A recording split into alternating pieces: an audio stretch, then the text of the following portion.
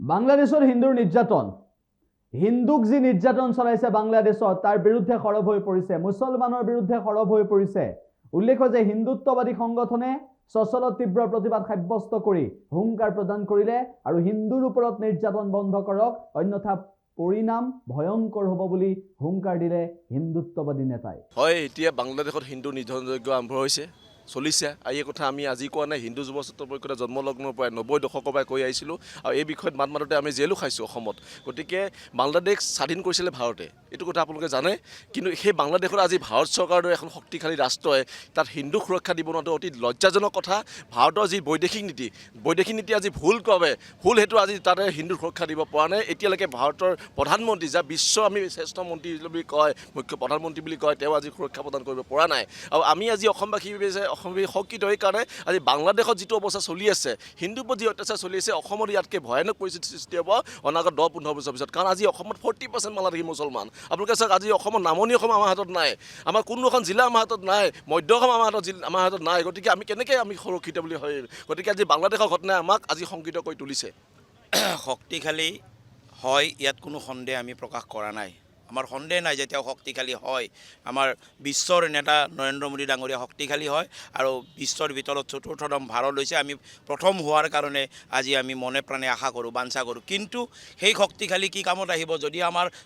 নাগৰিকক সুৰক্ষা দিব নোৱাৰে যদি অবিভাজিত ভাৰতবৰ্ষৰ ভূমিপুত্ৰক সুৰক্ষা দিব নোৱাৰে হিন্দুস্থানৰ হিন্দু পৃথিৱীত য'তেই নাথাকক সেই হিন্দুক যদি সুৰক্ষা দিয়াত ব্যৰ্থ হয় তেনে শক্তিশালী হোৱাৰ লাভ কি যদি আমি ইউক্ৰেইনৰ ক্ষতি হওঁতে ৰাছিয়াৰ লগত যুদ্ধ কৰোঁতে আমি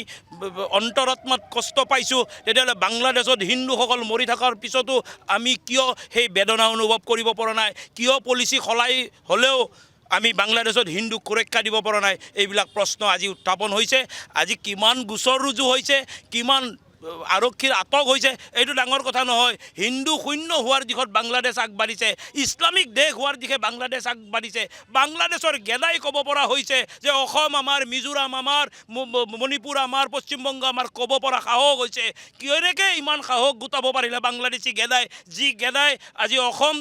উত্তৰ পূৰ্বাঞ্চলত আহি 40% বাংলাদেশী মুছলমানে গিজগিজাই আছে আৰু তেওঁলোকে আজিও মনত পুহি ৰাখিছে অসমক ইছলামিস্তান কৰিব গতিকে এই কথাবিলাকৰ পৰা আমি অতি সন্দিহান হৈ আছে গোটেই বস্তুটো যে অনাগত দিনত অসমৰ ভৱিষ্যত আজিৰ বাংলাদেশৰ নিচিনা হ'ব নেকি অসমৰ খিলঞ্জীয়া লোক আজি বাংলাদেশী মুছলমানৰ হাতত ভুলুণ্ঠিত হ'ব নেকি ইয়াত আজি লাভ জেহাদৰ চিকাৰ হৈছে কালিলৈকে মুক্ত জেহাদ চলিব নেকি কালিলৈকে বাংলাদেশৰ নিচিনা ৰাজপথত হিন্দু বোৱাৰী জীয়ৰীক নিৰ্যাতিত কৰিব নেকি ঘৰ ভাঙি হত্যা কৰিব নেকি অহাকালি অসমত এনেকুৱা অৱস্থা হ'ব নেকি আমি এই আশংকাত ভুগিছোঁ গতিকে আমি চৰকাৰক আহ্বান জনাইছোঁ পলিচি চেঞ্জ কৰক ব্ৰিটিছ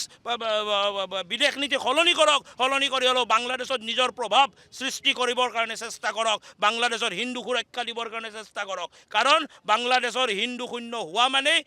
অসমৰ ভৱিষ্যত অন্ধকাৰ আছে অসমৰ ভৱিষ্যত ইছলামিস্তানৰ দিশে আগবাঢ়িব গতিকে সেইকাৰণে আমি আজিৰ প্ৰতিবাদস্থলীৰ পৰা কেন্দ্ৰীয় চৰকাৰ অসম চৰকাৰক আমি আহ্বান জনাইছোঁ আমি এখন মেমৰেণ্ডাম প্ৰস্তুত কৰিছোঁ এইখনো আজি মাননীয় মুখ্যমন্ত্ৰীৰ জৰিয়তে আমি দিম